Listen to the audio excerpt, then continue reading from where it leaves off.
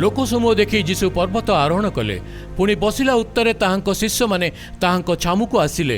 ଯୀଶୁ ସେମାନଙ୍କୁ ଶିକ୍ଷା ଦେଇ କହିଲେ, ଆତ୍ମାରେ ଦିନହୀନ ଲୋକେ ଧନ୍ୟ, କାରଣ ସ୍ୱର୍ଗରାଜ୍ୟ ସେମାନଙ୍କର।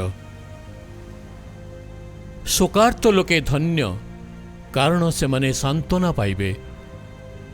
ନମ୍ର ଲୋକେ ଧନ୍ୟ, କାରଣ ସେମାନେ ପୃଥିବୀର ଅଧିକାରୀ ହେବେ। ଧାର୍ମିକତା ନିମନ୍ତେ ଯେ କ୍ଷୁଧିତ ଓ ତୃଷିତ, ସେ ଲୋକ ଧନ୍ୟ, ସେମାନେ ପରିତୃପ୍ତ ହେବେ। ଦୟାଳୁ ଲୋକେ ଧନ୍ୟ, କାରଣ ସେମାନେ ଦୟାପ୍ରାପ୍ତ ହେବେ। ଶୁଦ୍ଧଚିତ୍ତ ଲୋକେ ଧନ୍ୟ, କାରଣ ସେମାନେ ଈଶ୍ୱରଙ୍କ ଦର୍ଶନ ପାଇବେ। ଶାନ୍ତିକାରକ ଲୋକେ ଧନ୍ୟ, କାରଣ ସେମାନେ ଈଶ୍ୱରଙ୍କ ସନ୍ତାନ ବୋଲି ଖ୍ୟାତ ହେବେ। ଧନ୍ୟ ସେମାନେ ଯେଉଁମାନେ ଧାର୍ମିକତା ନିମନ୍ତେ ଅତ୍ୟାଚାର ସହୁଛନ୍ତି, ସ୍ୱର୍ଗରାଜ୍ୟ ସେମାନଙ୍କର।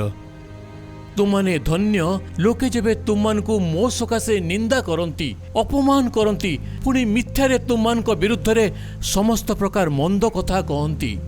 ଉଲ୍ଲସିତ ହୁଅ ଓ ଆନନ୍ଦ କର, କାରଣ ସ୍ୱର୍ଗରେ ତୁମମାନେ ପ୍ରଚୁର ପୁରସ୍କାର ପାଇବ।